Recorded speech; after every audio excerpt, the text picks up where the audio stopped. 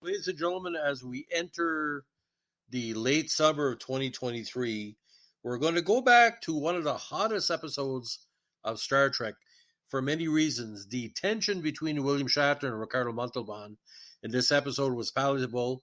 The Marlon MacGyvers, played by the beautiful Madeline Rue, really was attracted to Ricardo Montalban in this episode, not only because he played Kahn, but you could see she was very excited the way Montalban looked. It's got to be Space Seed. Now, this was the 22nd episode of the first season, a broadcast Valentine's Week in 67, February 16. Written by Gene L. Kuhn and Kerry Wilbur and directed by Mark Daniels. Set in the 23rd century, the episode follows the adventures of Captain Kirk, but he meets up with Kahn. He's from literally 2 centuries before. In this episode, the Enterprise crew encounter a sleeper ship holding genetically engineered superhero people from Earth's past. The leader, the great Sikh Kahn Noonien Singh, played by Ricardo Montalban, attempts to take control of the Enterprise. The episode also guest stars Rue as Lieutenant Marlon MacGyvers, a story that becomes romantically involved with Kahn, and it ties into the Wrath of Khan movie as well. We get that in a second. Wilbur conceived a general plot for a different series, Captain Video's Video Rangers, which featured humans from ancient Greece who were preserved in cryogenic suspension and revived. The script changed numerous times during pre-production, as producer Bob Justman felt it would be too expensive to film. Eventually, Kuhn and series creator Gene Roddenberry also made alterations. These revisions include the marooning of the criminals at the end of the episode and a change of the primary villain from a Nordic character to a Sikh. Roddenberry attempted to claim the primary writing credit for Space Seed, a request that was turned down by the Writers Guild of America because he was trying to rewrite everything. Montalban was the casting director's first choice for Kahn and described the role as wonderful.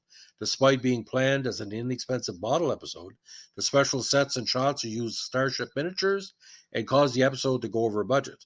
On first broadcast, the episode held second place in the ratings for the first half hour with over 13 million viewers, but during the second half it was pushed into third place. Space Seed has been named one of the best episodes of the series by Cinema Fantastique, IGN, and other publications. The 82 film Star Trek The Wrath of Khan serves as a sequel to this episode. Plot elements of the episode and The Wrath of Khan was also used in the 2013 film Star Trek Into Darkness, and references to it appear in the episodes of Star Trek Enterprise and Star Trek Strange New Worlds, but ironically not in Generation Voyager or Deep Space Nine. In this episode, the U.S. Enterprise finds the SS Botany Bay adrift in space. A landing party consisting of Kirk, McCoy, and Scott, and historian MacGyvers beams over to the derelict. The landing party finds a cargo of dozens of humans still alive in suspended animation after nearly 200 years. MacGyvers identifies the group leader, who begins to revive and is taken back to the Enterprise for a medical examination. Kirk has Botany Bay taken in tow by a tractor beam, and the Enterprise sets course for Starbase 12. Now in sickbay, the group's leader awakens and introduces himself as Kahn, after trying to kill McCoy, of course. MacGyvers marvels over Kahn, a living relic from the 20th century or field of interest. First Officer Spock discovers that their guest is actually Kahn Noonien Singh in a series of interesting questions where Kahn grows fatigued by it. Who, along with his people, are products of a 20th century selective breeding designed to create perfect humans. The genetic superhumans instead became tyrants and conquered more than a third of the planet during the eugenics wars of the 1990s. Not referred to as World War III, but pretty close. Now, Kahn is eventually placed under guard in quarters. MacGyvers is sent to brief him on current events. Taking advantage of MacGyver's attraction towards him, Kahn tells her he means to rule mankind again and needs her help to take over the Enterprise. Reluctantly, because she's in love with him, she agrees. And Kahn revives the rest of his people, and they take control of the Enterprise. Kahn eventually throws Kirk into a decompression chamber and threatens to slowly suffocate him unless Enterprise command crew agree to follow him. And this is where it gets bizarre. Having a change of heart, MacGyver's help frees Kirk from the chamber. Kirk and Spock vent anesthetic gas throughout the entire ship to disable Kahn and his people. Kahn escapes the gas and goes to engineering, where he attempts to destroy Enterprise, but Kirk confronts him. Kirk knocks Kahn out in a resulting fight. Now here it gets completely bizarre from a plot standpoint, and try to bear with me with this, because since I watched the episode in the 70s, I still don't know. Holding the hearing to decide the fate of Kahn and his people, Kirk offers Kahn exile to Ceti Alpha 5, a harsh world that he believes would be a perfect place for Kahn to tame, rather than sending him to a penal colony. Kahn accepts, citing Milton's Paradise Lost, which means that it's better to rule in hell than serve in heaven. Instead of a court-martial for MacGyvers, Kirk allows her to go with Kahn. Spock notes that it would be interesting to see what Kahn makes of SETI Alpha 5 in 100 years. And by Wrath of Khan sequel, we know what's going on. Now,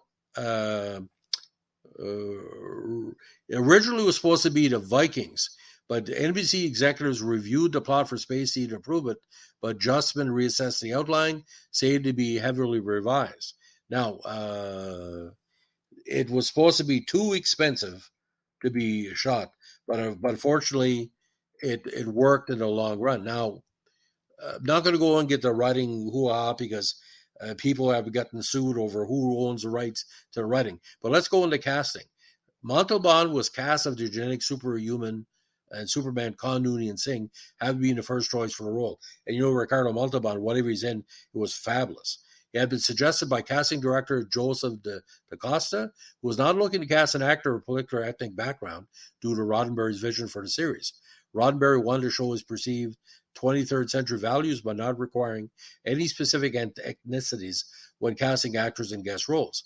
Now, Montalban had previously appeared in a television movie created by Roddenberry, The Secret Weapon of 117, also referred to Secret Defense of 117, which was the writer's first attempt to create science fiction on television and aired more than 10 years before Star Trek. Montalban called his role as Kahn wonderful, saying that it was well written, had an interesting concept, and was delighted it was offered to me. The main cast were enthusiastic about working with Montalban. DeForest Kelley later said, "I enjoyed working with him the best. I was privileged.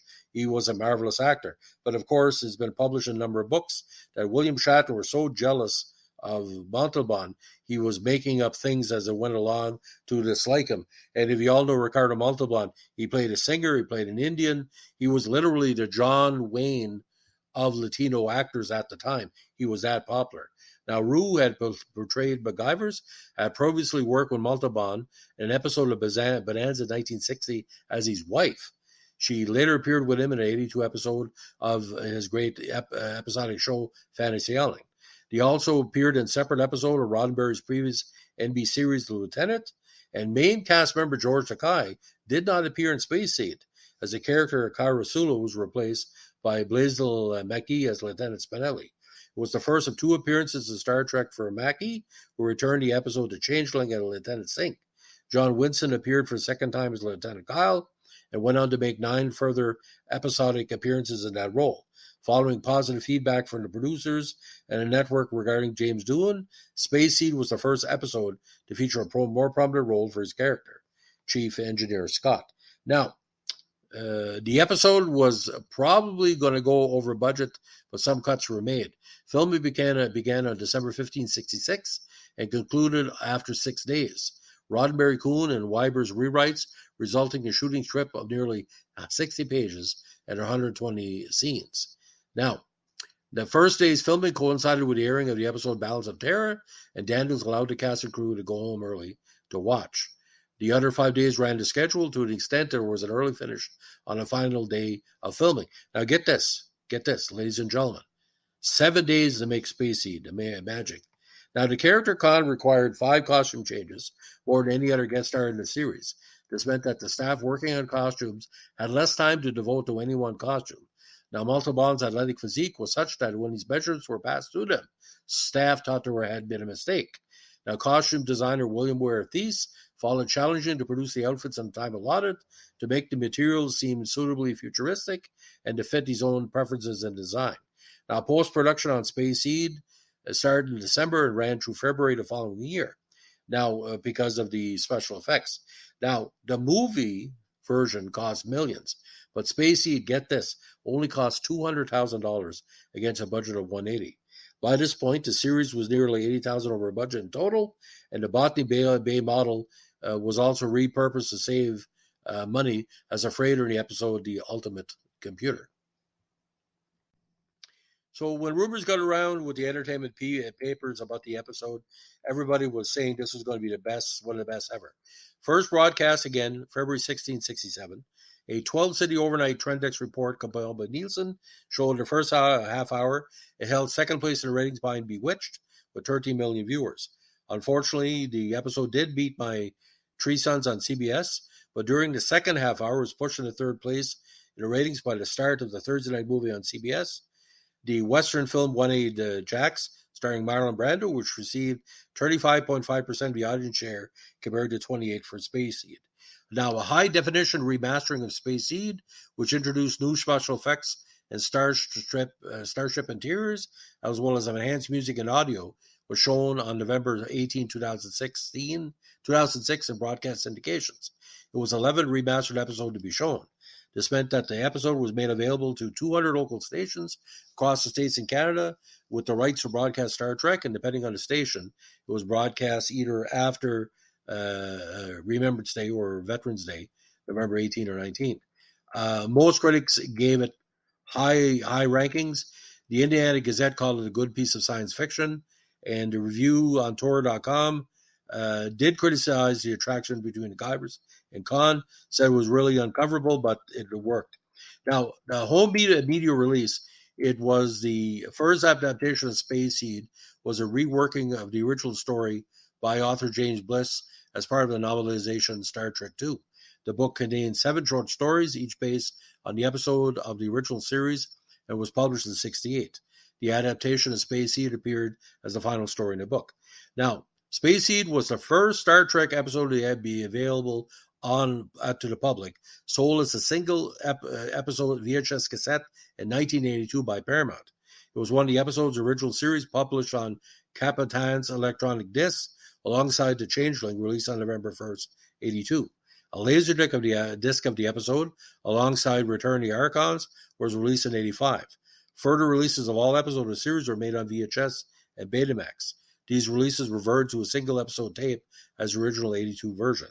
Now, the episode appeared on DVD, paired with A Taste of Armageddon in 2000, but of course has been on the Blu-ray and different series.